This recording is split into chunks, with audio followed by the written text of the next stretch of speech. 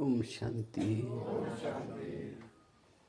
तो आज की बाबा की मुरली थी, याद के द्वारा ही विकर्म विनाश होंगे। सारा मदार याद के ऊपर है। तो कल भी क्लास भी हम लोगों ने याद की यात्रा का कितना महत्व है, याद की विधि क्या है, मन क्या है, बुद्धि क्या है, इसके बारे में चर्चा की थी।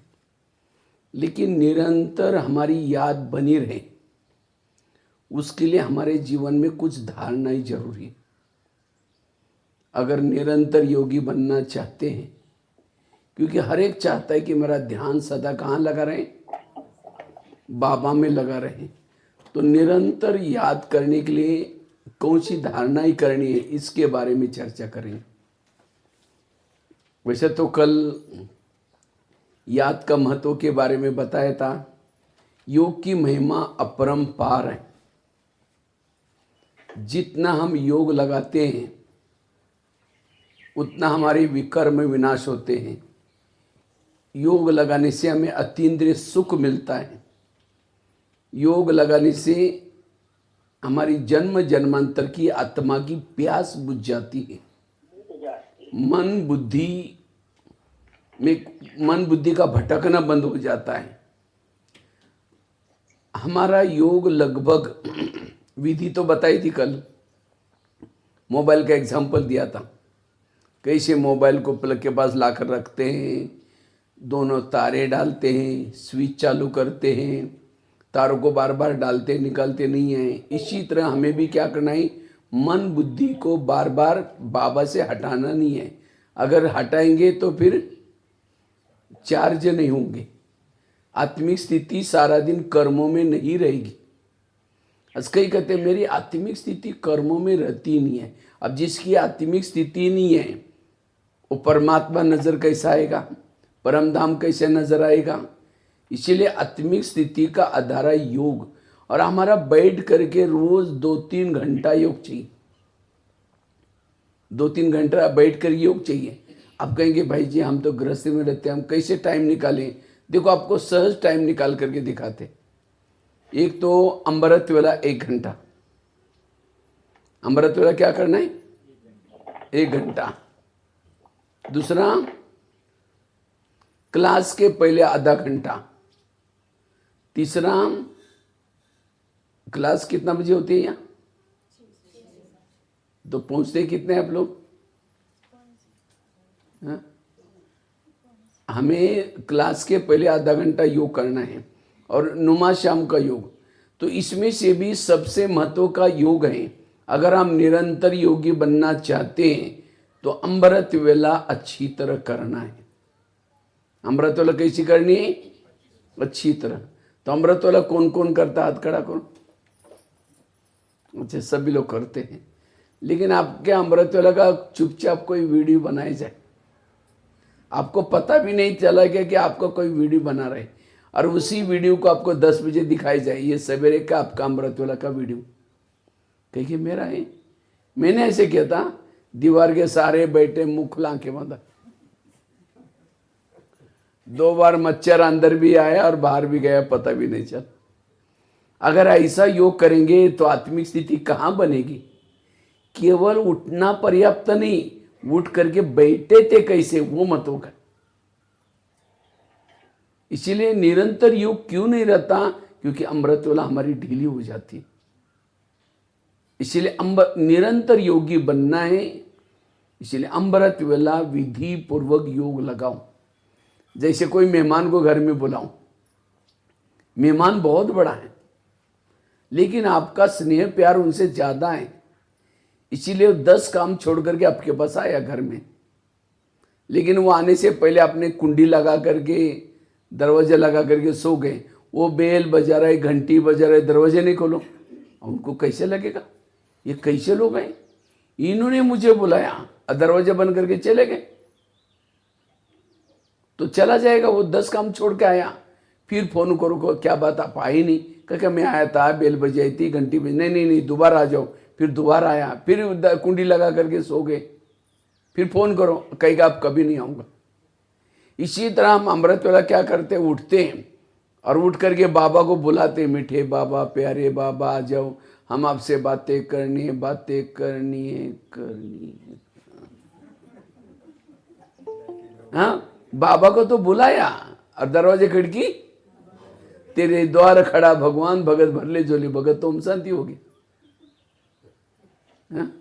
इसलिए बाबा को बुला करके बाबा से बातें करो, प्राप्तियों को याद करो, उपकारों को याद करो, क्या से क्या बना रहे वो याद करो। इसीलिए आंखें खोल करके बैठो, और केवल खोल के भी नहीं, कोई घर में मेहमान बुला और उसके चेहरे की तरफ देखते रहो। वो कह के फोन क्यों किया था? तो कई भाई बहन क्या करते, अमृत और उठेंगे और बाबा के फोटो की तरफ देखते रहेंगे, झूमते रहेंगे। कोई घर में मेहमान आया, उसके चेहरे की तरफ देखो, घड़ी की तरफ देखो, चेहरे की तरफ, उनको लगे इनको कहीं जाना है। इसी तरह हम भी क्या करते हैं, बाबा के फोटो की तरफ देखते रहे, बीच में घड़ी में देखेंगे कब तक देखना है, और फिर बाबा की तरफ देखते हैं। प्रैक्टिकल है। इसीलिए योग हमारा सारा दिन क्यों कर्मों में नहीं रहता निरंतर, क्योंकि हमारी अमृत वेला ढीली हो जाते हैं। इसीलिए अमृत वेला पहले पावरफुल बनाओ, शक्तिशाली बनाओ, आंखें खोल करके बैठो, बाबा से बातें करो। कई तो क्या करते हैं, मैं आत्मा हूँ, शांत स्वरूप, शक्ति स्वरूप, अब जा रहे चांद सूरज तारंगन के पार। अब तारांगन के पार जाकर के कोई झुटका लगा, नीचे हड्डी गुड्डी टूट जाएगी, ऊपर से गिरेंगे तो। बाबा कहते हैं मैं रोज तुम्हारे घर में आता हूं। आपके घर में बाबा आता है, आपको दिखाई पड़ता है? बाबा को देखने के लिए होश में बैठने की जरूरत है। जो बेहोश में हो उसको क्या दिखाई पड़ेगा? समझो कोई शराबी शराब पी करके गटर में पड़ा है और कोई आकर के उसको कहता है 10 रुपये ले लो, घर में जाकर सो जाओ। वो क्या कहता है, मैं राजा हूं, मुझे कुछ नहीं चाहिए। गटर में गिरा है, लेकिन नशे में होने के कारण क्या समझता है, मैं राजा हूं। इसी तरह अमृत वेला बाबा वरदानों का झोला लेकर हर एक के पास आता है और पूछता है बच्चे कुछ चाहिए, लेकिन हम ऐसे झूम रहे, कुछ नहीं चाहिए, मैं राजा हूं। कई तो दिन में झूमते हैं योग में, तो अमृत वेला पता नहीं क्या करते होंगे। इसलिए अमृत वेला आंखें खोल करके बैठना। जैसे रात को ट्रेन जा रही 2 बजे स्टेशन से, और चाय वाला चाय चाय करके झुटका लगाते। उसको पता है कि मेरे को अभी 300 रुपये मिलने वाले, 200 रुपये मिलने वाले, वो पैसे उसको दिखाई पड़ते, इसीलिए नींद नहीं आएगी। इसी तरह अमृत वेला हमें प्राप्ति दिखनी चाहिए, कमाई दिखनी चाहिए, तब हमें अमृत वेला हमारे अलर्ट हो जाएगी, एक्टिव हो जाएगी। और जिसका अमृत वेला का योग अच्छा है वो निरंतर योगी है। सारे दिन का फाउंडेशन है अमृत वेला का योग। लेकिन हमारी अमृत वेला ढीली क्यों हो जाते हैं, प्रश्न ये आता है। अमृत वेला में नींद क्यों आती है, आंखें क्यों बंद हो जाते हैं? क्योंकि रात को सोने के पहले हम ढीली अवस्था में सो जाते हैं। बिस्तरा डाल देंगे, बाबा को गुड नाइट कहेंगे और क्या बोलेंगे, बाबा आज तो बहुत थक गए, घर में मेहमान आए थे, पता नहीं मेरा अमृत वेला क्या होगा, अभी मुझे नींद आ रही, तो बाबा आज खेती में काम करके आए, घर में मेहमान आए थे, अभी मुझे नींद आ रहा है। अमृत वेला बाबा आप जरूर जगा देना, फिर कल सवेरे उठना है, बर्तन मांजना है, ये करना है, वो करना है, फिर उसने ऐसा बोला वैसा बोला, ऐसी कई तमाम बातें करके सो गए। तो अमृत वेला तो बाबा ओबेडेंट सर्वेंट है, वो जगाएगा। तो जगाने के बाद पहली बात क्या याद आता है, घड़ी में देखेंगे, घड़ी में तो 4 को 5 मिनट कम है, थोड़ा 5 मिनट के बाद उठ जाएंगे, 5 मिनट के बाद 5 बजे का पता भी नहीं चलेगा। तो ये क्यों हो गया? क्योंकि अमृत वेला आपने क्या किया, रात को सोने के पहले ये विचार में सोए। तो इसलिए रात को सोते समय कोई एकाधी अव्यक्त मुरली पढ़ करके सो जाओ, बाबा के याद में सो जाओ। जिसकी रात को सोने के पहले जो अवस्था बना करके सोता है, अमृत वेला उतनी अच्छी होती है। सवेरे उठते ही बर्तन का मुंह देखेंगे तो सारा दिन क्या लगेगा, वही कटपट रहेंगी। अभिमन्यु को मारा था, कैसे मारा था? एक सैनिक ने क्या क्या उसको ललकार करके अर्जुन से दूर किया, और दूर करके क्या क्या ऐसे मार दिया बेमौत। इसी तरह माया भी क्या करते, सवेरे सवेरे किसको बेचती हैं, आलस और अलबेलापन को भेजते हैं। कहते जाओ उसको क्या करो, उसको बाबा से दूर करो, बाकी मारने का काम करते हैं। तो काम क्रोध सवेरे नहीं आते, कौन आता है? आलस। आलस के पीछे माया की सारी चेना छिपे हैं। आलस आएगा, आपको सुलाएगा, सो जाओ, आपकी तबीयत खराब है, रात को मच्छर काटे थे, तो बाहर थोड़ा बहुत सर्दी है, गर्मी है, ऐसा करके सुलाएगा। और जब अमृत वेला ढीली होगी तो सारा दिन ढीला जाएगा। इसलिए अमृत वेला, जिनको निरंतर योगी बनना है, अमृत वेला पावरफुल करना है, ये पक्की धारणा करनी है। अमृत वेला करने से सारा दिन आत्मिक स्थिति रहते हैं और अवस्था अच्छी रहती है। दूसरी धारणा है, अगर हमें निरंतर योगी बनना है, क्लास के पहले आधा घंटे का योग करना है। क्लास के पहले क्या करना है? क्योंकि संगठन में हमको योग कब मिलता है? संगठन में योग कब मिलता है? केवल क्लास के पहले योगी समय संगठन में योग मिलता है। अगर वही योग हम ढीला डाला करेंगे तो सारा दिन कैसे जाएगा? फिर ढीला डाला जाएगा। इसीलिए जैसे खेती का आप काम करते हैं, खेती में धान बोलने से पहले क्या करते हैं? हल चलाते हैं, खेती को तैयार करते। देखो ना, अभी खेती में हल चला करके घास फूस कचरा पिचरा इकट्ठा करके सब तैयार करके रख रहे हैं। अब सीधा करके अगर बोएंगे तो बिना हल चलाते, बिना पानी देते उगेगा? इसी तरह ज्ञान का बीज आपको दिमाग में डालना है। पहले क्या करो? हल चलाओ, अपनी बुद्धि को तैयार करो, आधा घंटे का योग करो, और योग करके मन एकाग्र करके फिर मुरली सुनो, वो मुरली धारणा में आएगी। हम सीधा करके, ये कोई महाराज जी के सत्संग नहीं है। इसीलिए क्लास के पहले योग करना। क्लास के पहले योग करने से पाठशाला का वायुमंडल अच्छा बन जाएगा। लकड़ियां जल रही, गीली लकड़ी डालो, वो भी क्या हो जाएगी? जलना शुरू हो जाएगी। इसी तरह सभी योग कर रहे हैं, आप बीच में आकर के योग करना शुरू करो, आपका भी योग लग जाएगा। इसीलिए हमें संगठन में योग करना जरूरी है। और संगठन का योग हमको कब मिलता है? क्लास के पहले। और जो क्लास के पहले योग करता है, जो मुरली सुनता है, मुरली से नशा चढ़ जाएगी, आत्मिक स्थिति बन जाएगी, वो निरंतर योगी बन जाएगा। मधुवन में भी क्या करते हैं? मधुवन में भी आधा घंटा योग चलता है। इसीलिए हमें अगर निरंतर योगी बनना है, आधा घंटे का योग करना है। तीसरी धारणा है, मुरली रोज यहां सुननी है। मुरली कहां सुननी है? सेंटर पर, पाठशाला में सुनना है। आजकल कईयों को ऑनलाइन में सुनने की माया लगी है। जो ऑनलाइन में मुरली सुनेंगे उनकी पूजा भी ऑनलाइन से हो जाएगी। किसी की मजबूरी है, बात अलग है। कोशिश करके हमें यहां सुनना है। बाबा को एक बार दादियों ने पूछा था, बाबा त्रेतायुग वालों के लिए पढ़ाई का प्रबंध आप क्या करेंगे? उसके लिए मधुवन में बड़े बड़े हॉल बनाना पड़ेगा, अकोमोडेशन बनाना पड़ेगा, किचन। बाबा ने कहा, नहीं बच्चे, अभी सतयुग की 9 लाख लोगों की संख्या तैयार करो, त्रेतायुग वालों के लिए पढ़ाई का प्रबंध मैं आगे चल करके करूंगा। और अब बाबा ने क्या किया? Peace of mind TV, Facebook, WhatsApp, YouTube, online, ये सब चालू किया। किसके लिए? त्रेतायुग वालों के लिए। तो आपको सतयुग में जाना है, त्रेतायुग में जाना है? सतयुग वाले मुरली कहाँ सुनेंगे? सेंटर पर, पाठशाला में। और त्रेतायुग वाले देखो ये सब सुन रहे। इसलिए यहां आकर के सुनना, उसका बहुत बड़ा असर पड़ता है। बच्चे स्कूल में जाते हैं, ऑनलाइन में थोड़ी पढ़ाई होती है। इसलिए पढ़ाई यहां आकर के पढ़ना। जो क्लास में जैसे कृष्ण मुरली बजा रहे हैं और गोपिका चारों तरफ से क्या करे? संगठन में रास कर रहे हैं।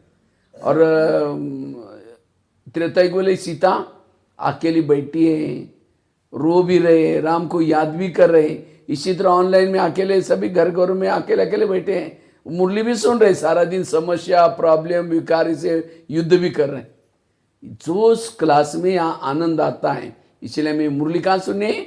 यहाँ सुनने। जो मुरली यहाँ सुनता है, ये 3 चीजें करता है। अमृत वेला अच्छी करता है, क्लास के पहले योग करता है, मुरली सवेरे सवेरे सुनता है, वो सारा दिन निरंतर योगी, वो है निरंतर योगी। और आजकल तो माया ने बहुत बड़ा साधन बनाया मोबाइल, इसलिए इस मोबाइल से बचना। कई तो भाई बहने ज्ञान से चले भी गए। बाबा कभी कहते थे आगे चल करके ब्राह्मणों का झाड़ हिलेगा, तो कई बार हम सोचते ब्राह्मणों का झाड़ कैसे हिलेगा। अचानक कोरोना काल आ गया, अचानक सभी का मुरलियाँ बंद हो गई, फिर भी बाबा ने इतना अच्छा साधन दे दिया, शुरू कर दिया। लेकिन कईयों को कोरोना काल होने के बाद भी ऑनलाइन की आदत लग गई। इसीलिए और आजकल तो मोबाइल में ऐसे ऐसे कुछ ग्रुप बने, मेरे में बाबा आ गया, तेरा में बाबा आ गया, कहीं ना कहीं भावना बिगड़ जाएगी। इसीलिए कोशिश करके हमें यहाँ से प्रैक्टिकल में मुरली सुने, और वो भी भले सुनो, लेकिन कैसे सुनो।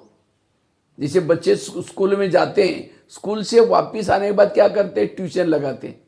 तो ये प्रकार का यूट्यूब में सुनना, ये भी एक प्रकार का ट्यूशन है। और ट्यूशन में कौन सा ट्यूशन लगाते हैं, जो सब्जेक्ट कच्चा है उसका ट्यूशन लगाते हैं। इसी तरह हमें भी ऑनलाइन में जो क्लासेस सुनने हैं, जो हमारा सब्जेक्ट कच्चा है उसी की हमने क्या करना है, यूट्यूब में निकाल कर, और मधुबन में जो चलते हैं वही सुनो। आजकल कई तो क्या करते हैं, कई लोगों ने यूट्यूब में डाला है, कई उल्टी सुल्टी बातें भी होती हैं। इसीलिए हमें ये 3 चीज़ों को करना है। चौथी चीज़ है, अगर निरंतर योगी बनना है, पर चिंतन से बचना। जो परचिंतन करता वो निरंतर योगी नहीं बन सकता।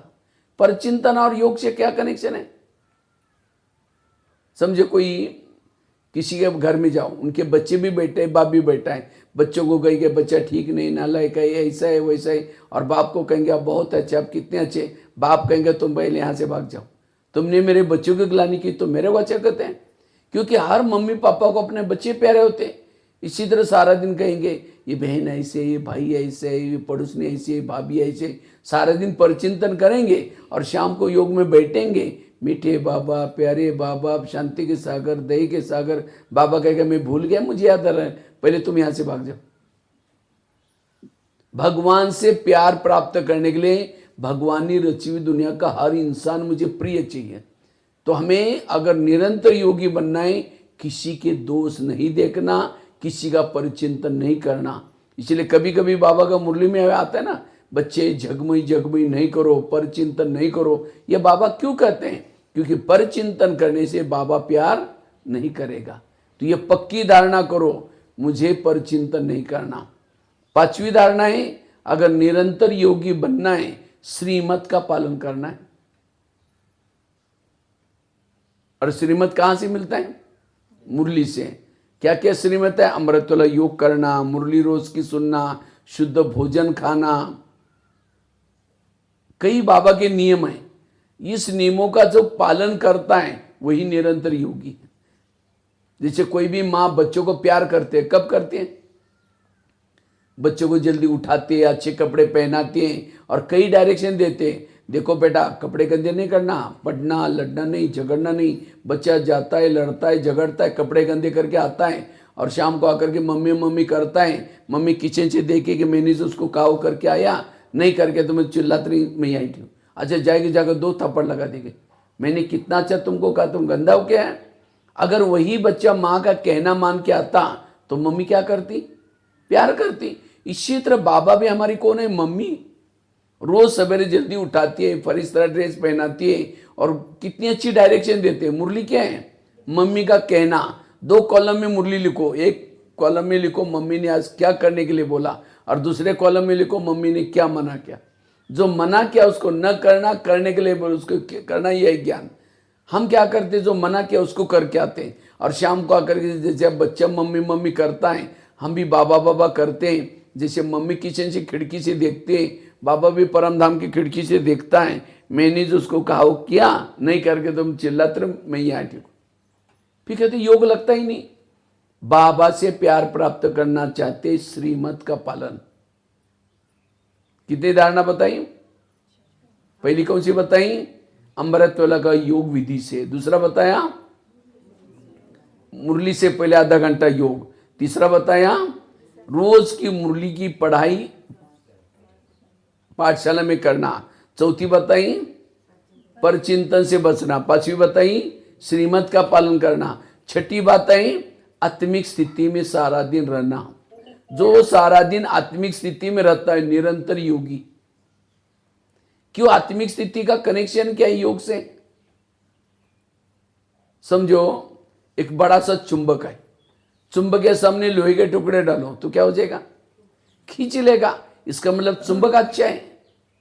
लेकिन लोहे के टुकड़ों को एक बड़ा सा कपड़ा ले लो, बहुत लंबा कपड़ा, और कपड़े के अंदर लपेट लपेट लपेट करके गाढ़ बांध करके डालो तो खींचेगा? हिलेगा?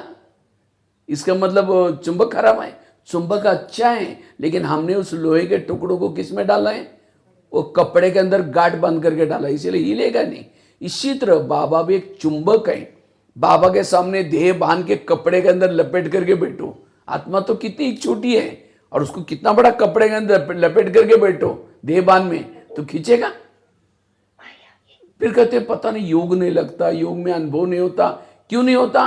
क्योंकि हमने क्या क्या देह बांध में बैठे। इसीलिए बाबा कहते बच्चे आत्मा समझ करके बैठो, आत्मा समझ करके बाबा के सामने बैठो, आत्म अभिमानी होकर के बैठो।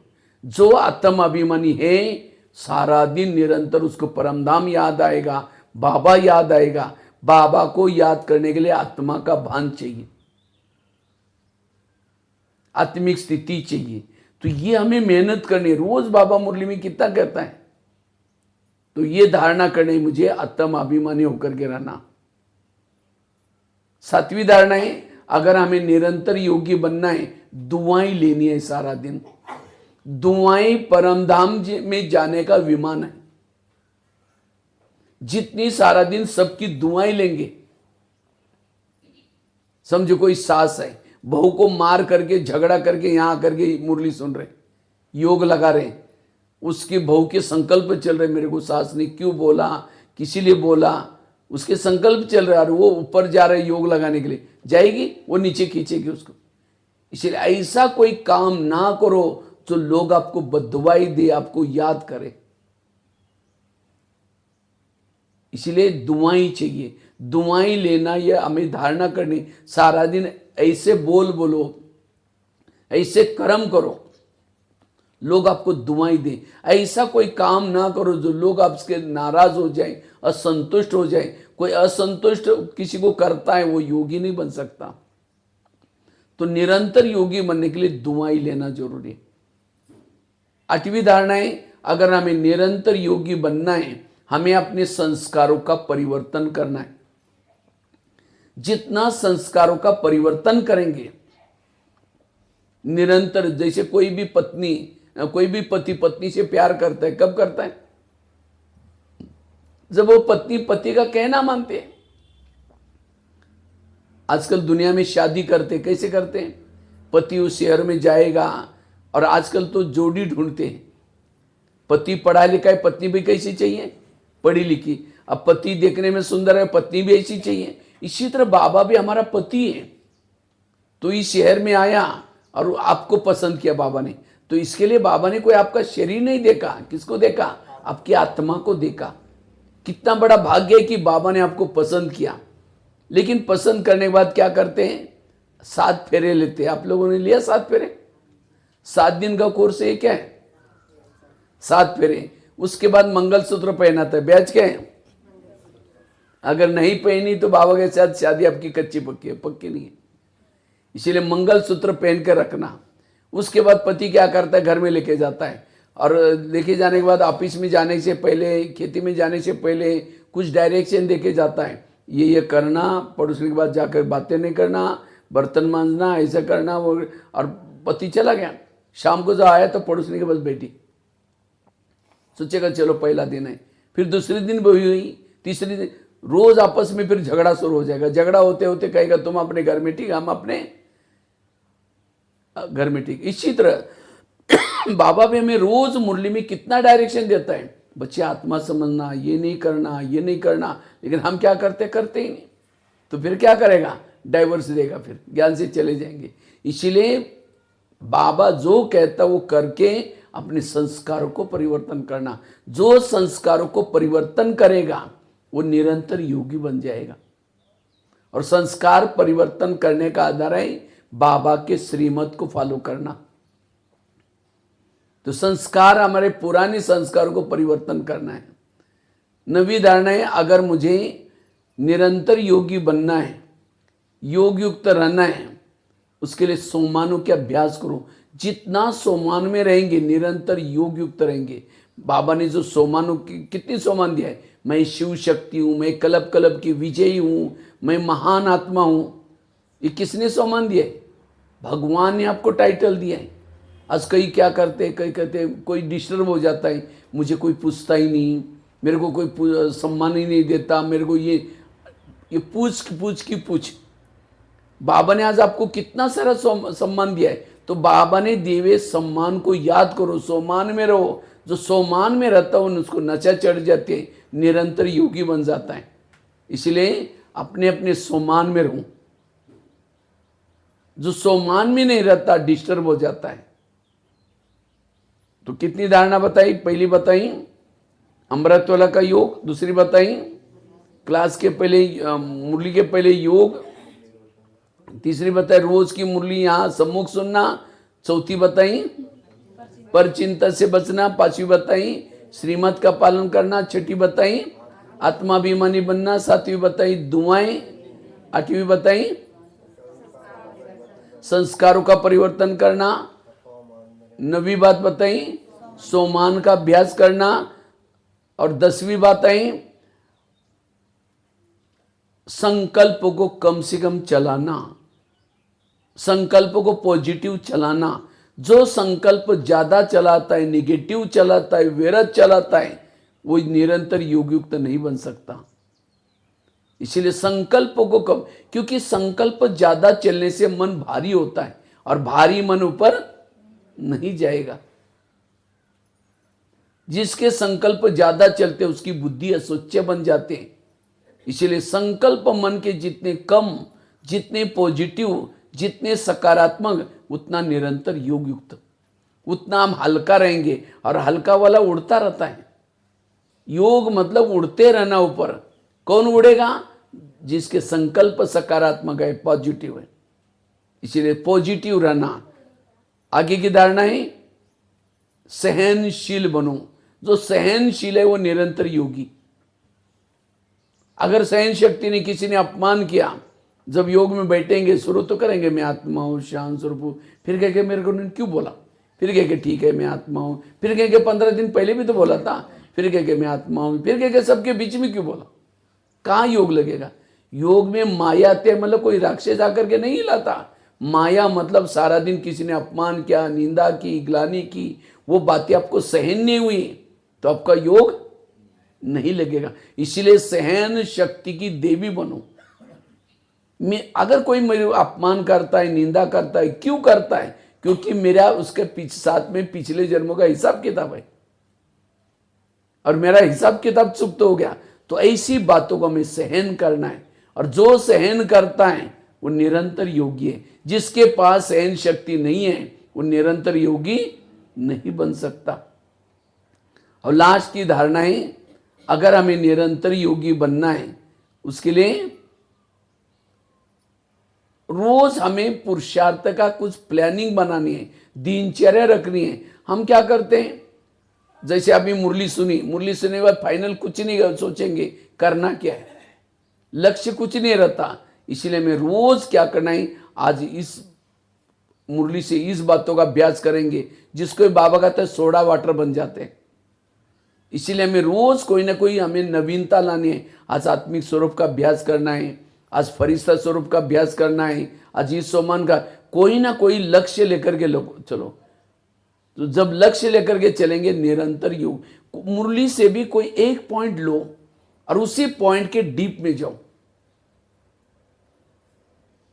तब जाकर के निरंतर हमें योग युक्त अवस्था रहेगी। या सवेरे उठते ही क्या करो, बाबा से कुछ वायदे करो, बाबा धन्यवाद आज आपने मुझे जिंदा रखा। क्योंकि आजकल दुनिया की ऐसी स्थिति है, रात को सोए सवेरे जिंदे हो गए नहीं हो गए कोई भरोसा नहीं। इसीलिए बाबा को धन्यवाद दो, आज बाबा आपने मुझे जिंदा रखा है, आज मैं ये पुरुषार्थ करूंगी, आज मैं अपना समय सफल करूंगी, वायदे करो।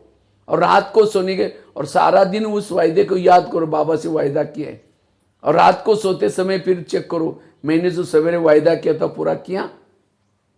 इसीलिए हमें रोज लक्ष्य लेकर के चलना है। इसी तरह ये कुछ बातें जीवन में लाएंगे तब हम क्या बनेंगे, निरंतर योग युक्त बन सकते हैं। ठीक है, ओम शांति।